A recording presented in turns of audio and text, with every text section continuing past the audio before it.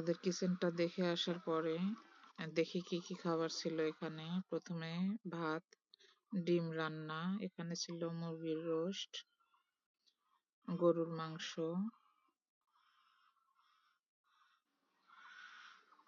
খাসির মাংস।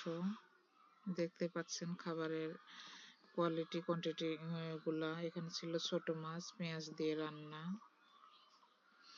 এখানে ছিল ছোট ছোট গুছি মাছ শাক এবং পেঁয়াজ দিয়ে রান্না। এখানে ছিল রুই মাছ রান্না।